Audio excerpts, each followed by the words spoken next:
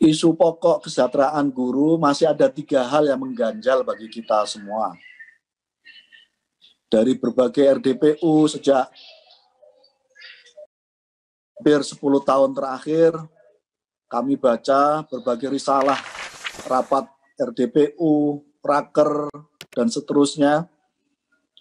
Kita masih mengalami 3 hal masalah utama dalam isu terkait dengan kesejahteraan guru ini, yang lalu berefek kepada kualitas pendidikan nasional kita.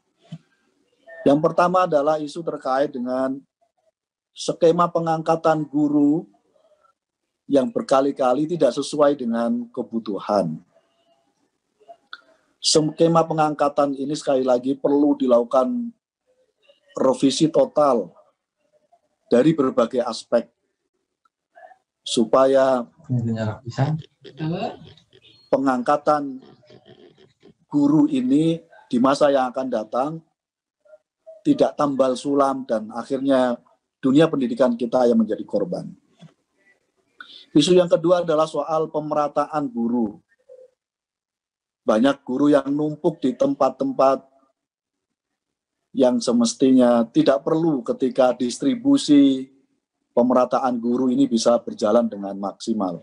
Ini butuh komitmen bersama, baik pemerintah sebagai regulator maupun guru sebagai subjek dalam rangka untuk isu terkait dengan pemerataan penempatan atau distribusi guru ini. Isu yang ketiga ini dari hulu sampai hilir menyangkut soal kompetensi guru, dan mohon ini bisa kita insafi bersama, memang jujur harus diakui isu terkait dengan kompetensi masih menjadi persoalan kita, baik pada konteks jenjang pendidikan guru maupun pembinaan yang semestinya secara intensif dilakukan oleh pemerintah. Bapak Ibu sekalian yang kami hormati, isu yang ketiga yang paling hangat terakhir adalah menyangkut soal kebijakan rekrutmen 1 juta P3K. Komisi 10 sudah menyampaikan berkali bahwa kebijakan P3K yang semestinya diberlakukan khusus spesial untuk guru 35 plus harus mempertimbangkan aspek pengabdian terkait dengan ini. Ketika guru yang sudah berpuluh-puluh tahun perlu diafirmasi langsung diangkat.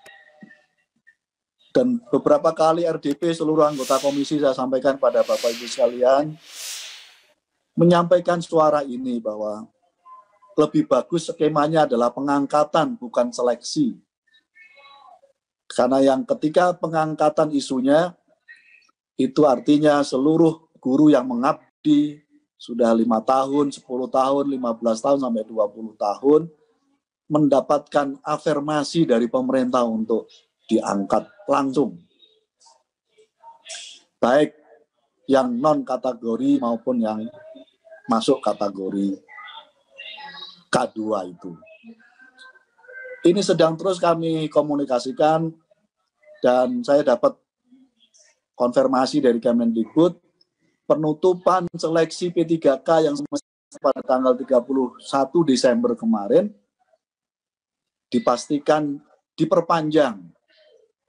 Dan saya belum dapat kabarnya sampai kapan, semoga bisa diperpanjang paling tidak sampai akhir Januari. Karena sampai hari ini kuota 1 juta belum terpenuhi sepenuhnya.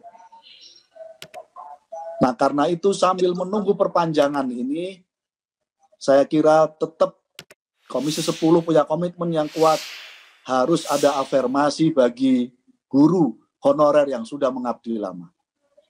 Ini butuh political will yang kuat,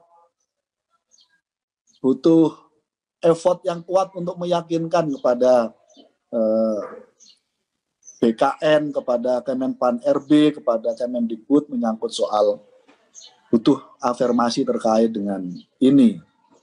Karena itu Bapak Ibu sekalian, RDPU pada kesempatan ini menjadi penting karena ini menjadi bagian dari mendorong terus kepada pemerintah bahwa betul-betul di lapangan perlu ada afirmasi dalam rangka kebijakan menyangkut soal rekrutmen pegawai pemerintah P3K ini.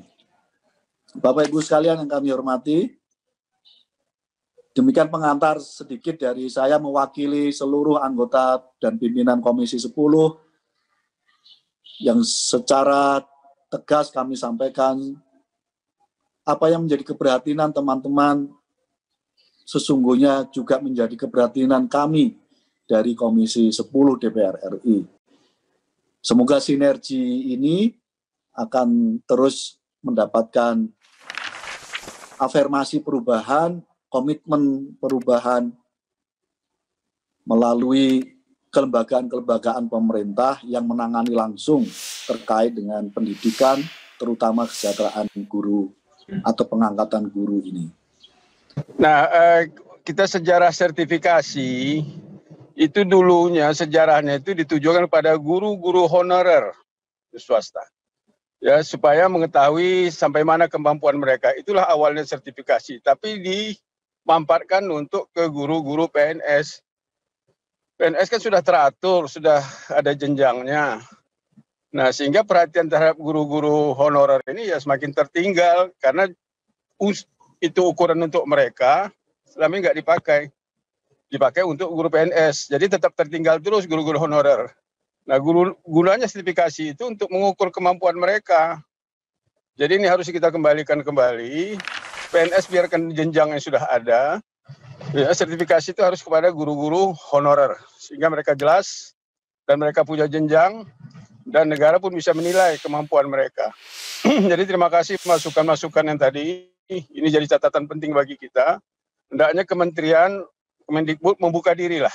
Ya, jangan merasa paling hebat, paling kokoh. Sehingga kecewa banget ya guru-guru kita ini ditelantarkan